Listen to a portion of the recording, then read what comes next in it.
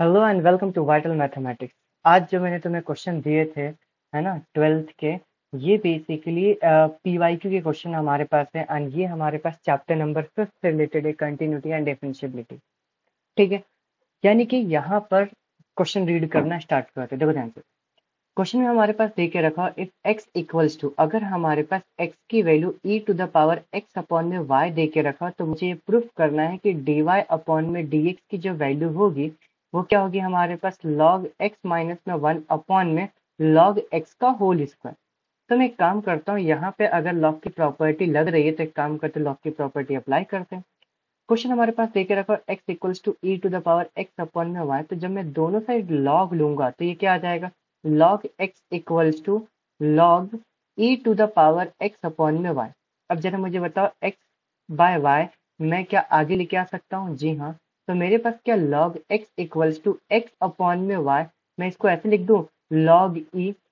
और log e का अगर बेस कुछ भी नहीं रहता तो वो ऑटोमेटिक e रहता है, एंड अगर बेस एंड वैल्यू दोनों की दोनों सेम है तो इसका जो आंसर हो जाता है वो कितना हो जाता है, 1। याद रखना, अगर हमारे पास log a दे के रखा और उसका बेस a है तो इसका आंसर क्या होता है, 1। या फिर अगर हमारे पास log e, तो इसका आंसर कितना होता है हमारे पास, 1। तो पुट करते हैं। तो मैंने यहाँ पे क्या बोला कि log x की वैल्यू ये कितना आ गया, x अपॉन में y। और अब जरा तुम मुझे बता, क्या y को ऊपर एंड log x को नीचे कर दो? जैसे मैंने y को ऊपर एंड log x को नीचे किया तो मेरे पास y की वैल्यू x अपॉन में log x आ चुका है। समझ में आया? अब बस सीधा सीधा यहाँ पे ये करना है कि u अपॉन में v का फॉर्मूला लगा देना। तो जब मैं डिफरेंशिएट करूंगा तो इधर कितना आ गया, dy अपॉन में dx। यहाँ पर जब मैं डिफरेंशिएट करूंगा तो मेरे पास log x का होल स्क्वायर हो गया। इधर मैंने ऊपर कर दिया तो इधर कितना आ गया मेरे पास, log x कांस्टेंट लिया, एंड x को जब डिफरेंशिएट करूंगा तो मल्टीप्लाई बाय 1 माइनस, फिर मैं x को कांस्टेंट लूंगा एंड log x को डिफरेंशिएट करूंगा तो मल्टीप्लाई बाय कितना आ गया, 1 अपॉन में x। ये x से मेरे पास x कैंसिल हो गया, तो मेरे पास dy अपॉन में dx की वैल्यू क्या आ गई, तो ये आ गया मेरे पास log x माइनस में 1 अपॉन में log x का होल स्क्वायर। और ये हो गया हमारे पास प्रूफ। बहुत ही सिंपल सा क्वेश्चन था, अगर थोड़ा सा लॉजिक यहाँ पर लगा लिया होता तो। आगे बढ़ते हैं। इस क्वेश्चन में हमें देके रखा है कि check the differentiability of the F of X. ठीक है, हमारे पास ये अलग अलग फंक्शन देके रखा हो कि 1 से पहले के लिए ये वाला फंक्शन इस्तेमाल होगा, 1 के बाद के लिए नीचे वाला फंक्शन इस्तेमाल होगा, और हमें x इक्वल्स टू a के ऊपर चेक करना है कि ये फंक्शन डिफरेंशिएबल है कि नहीं। ध्यान रखना, यानी x इक्वल्स टू 1 के ऊपर मुझे चेक करना है कि ये फंक्शन हमारे पास डिफरेंशिएबल होगा कि नहीं होगा। तो इसको करने से पहले तुम्हें इसका फॉर्मूला याद होना चाहिए। हमारे पास लेफ्ट हैंड डेरिवेटिव का जो फॉर्मूला होता है वो होता है मेरे पास limit h tends to 0 F of, बताओ जरा क्या होता है, एफ ऑफ x प्लस में, सॉरी x माइनस में h माइनस में f of x divided by, नीचे क्या आता है, तो ये होता है मेरे पास minus h। Right hand derivative का हमारे पास फॉर्मूला क्या होता है, तो ये होता है मेरे पास limit h tends to 0 F of, जरा मुझे बताओ क्या लिखूं, तो ये हो गया मेरे पास एफ ऑफ x प्लस में h माइनस में f of x divided by, नीचे क्या आ जाएगा, डिवाइडेड बाय आ जाएगा h। अब बस मुझे यहाँ पे left hand derivative and right hand derivative निकालना है। अगर ये दोनों के दोनों इक्वल हो गए तो फंक्शन हमारे पास डिफरेंशिएबल होगा, अदरवाइज नहीं होगा।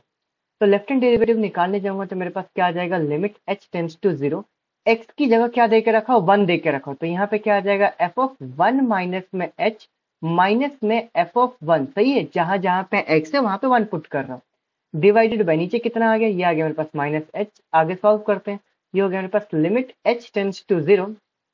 अब देखो, यहाँ पे समझने वाली बात यह है कि अगर फंक्शन 1 माइनस में h के ऊपर क्वेश्चन पूछा गया है तो 1 माइनस h का मतलब क्या है कि 1 से छोटी वैल्यू, एंड 1 से छोटी वैल्यू के लिए ऊपर वाला फंक्शन इस्तेमाल हो रहा है।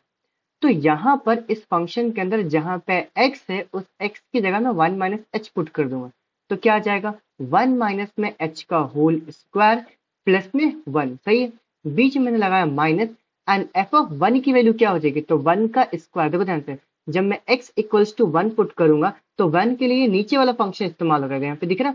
तो मैंने यहाँ पे क्या लिखा, ब्रैकेट के अंदर 3 माइनस में 1, ब्रैकेट क्लोज, डिवाइडेड बाई नीचे क्या चल रहा है, माइनस h। अब सॉल्व करते हैं, तो मेरे पास क्या आ गया, limit h tends to 0, a minus b का होल स्क्वायर का फॉर्मूला जब मैं करूंगा तो क्या आता है, a स्क्वायर यानी 1 का स्क्वायर 1 प्लस बी स्क्वायर यानी कि h का स्क्वायर माइनस में 2h प्लस 1। और यहाँ पे 3 माइनस में 1 कितना आ गया, तो 3 माइनस 1 हो गया मेरे पास 2, ये हो गया मेरे पास -2 डिवाइडेड बाय नीचे क्या चल रहा है, ये हो गया मेरे पास -h। आगे बढ़ते हैं, फिर मैंने क्या लिखा, लिमिट h टेंड्स टू 0। अब जरा मुझे ध्यान से देख के बताओ कि यहाँ पे कुछ वैल्यू हमारे पास कैंसिल हो रही है क्या। यहाँ पर मेरे पास ये जो 1 दिख रहा है ना, 1 प्लस में 1 और ये -2, ये 1, ये +1 और -2 कैंसिल हो गया, तो मेरे पास ऊपर बच गया, ये सिर्फ ये बचा है h स्क्वायर माइनस में 2h अपॉन में -h। ध्यान देना। चलो मैं एक काम करता हूँ, इधर लिख रहा हूँ, अगले पेज पे लिख रहा हूँ ना, लेफ्ट के अंदर ही। तो हमारे पास अभी लेफ्ट हैंड डेरिवेटिव चल क्या रहा है, ये चल रहा है मेरे पास लिमिट h टेंड्स टू 0। पीछे वाली वैल्यू को मैं आगे फिर से लिख रहा हूँ, h स्क्वायर माइनस 2h, तो मैंने यहाँ पे लिखा h स्क्वायर माइनस में 2h डिवाइडेड बाय क्या चल रहा है मेरे पास -h। दिखा। चलो आगे, तो ये हो गया मेरे पास लिमिट h टेंड्स टू 0। अब जरा मुझे बताओ, क्या दोनों में से मैं h को कॉमन निकाल के यहाँ पे h माइनस में 2 कर दूं, डिवाइडेड बाय क्या चल रहा है -h, और यहाँ पे h से एक h कैंसिल हो गया, तो मेरे पास क्या बच गया, मेरे पास बच गया लिमिट h टेंड्स टू 0। ये माइनस को ऊपर भेजूंगा तो कितना आ गया, -h माइनस में 2। और अब जाके मैं जीरो की वैल्यू यहाँ पे पुट कर सकता हूँ, और जैसे मैं जीरो की वैल्यू पुट करूंगा तो मेरे पास क्या बच गया, -0 माइनस में 2। तो मेरे पास आंसर क्या आ जाएगा, -2। आंसर इसका कितना आ गया, 2।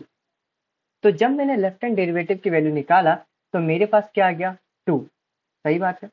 वैसे ही मैं यहाँ पर राइट हैंड डेरिवेटिव को सॉल्व करके इसका आंसर निकालूंगा। चलो चलो करते हैं।